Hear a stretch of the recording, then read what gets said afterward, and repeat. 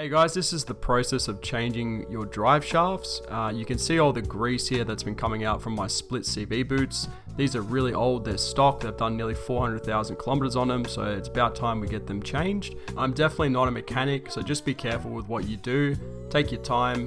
These are the parts that I use, GSP drive shafts with boots already on them.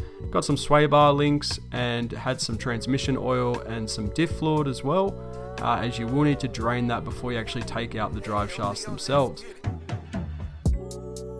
So here we are, just jacking up the car, making sure it's on jack stands as well. Just having a look here to see how we're actually going to tackle this job, as I haven't done something like this before, but it's not too bad once you get the hang of things. Here we are, just removing the wheel cap hub. This thing's pretty stubborn, just from all the years of four-wheel driving. Going ahead and removing the wheel pin as well. This thing, you got to be careful not to snap it or lose this thing, as it holds your little lug nut in there, so make sure that you don't lose that. As I say that, we actually did lose this little piece, but luckily we found it in the bin, so be careful.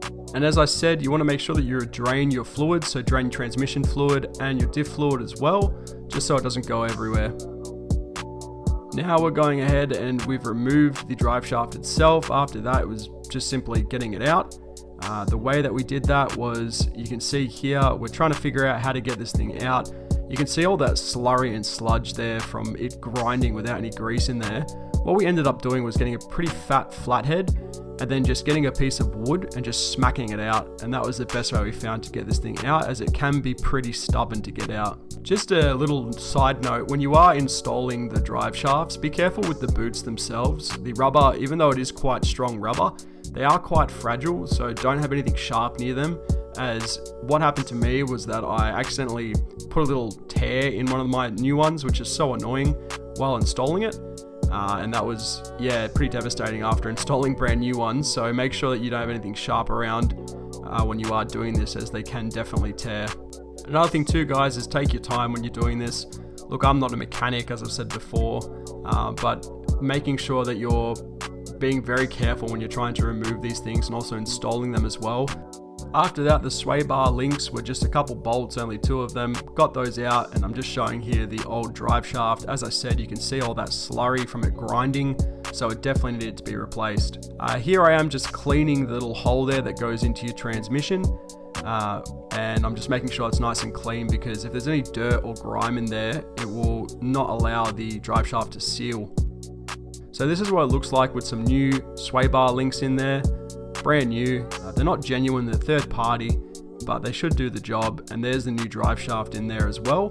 All we did to get this one in was got a plank of wood and just put it on there and just hit it with a mallet to get it in. This is the other side, the other drive shaft. They look great. And this is just me filling up the transmission fluid as well. You want to make sure you do that too, because you've drained it. So you're hitting two birds with one stone, as you're replacing that part and also replacing the fluids too. Now I'm just going over and I'm just checking all the bolts, making sure that they're all nice and torqued down correctly. I didn't follow any torque settings. You definitely can if you've got a workshop manual or a owner's manual, but I just went from how tight it felt. Now I'm going ahead and putting the wheel back on, both wheels. This is a long process, and it did take over 2 days of about 6 hours a day, so it's quite a long time, but you can definitely do it if you have the tools and you have the patience. Just be careful. And here's me just showing how tiring it was, and there we are, got the job done. Thank you so much for watching. Bye bye.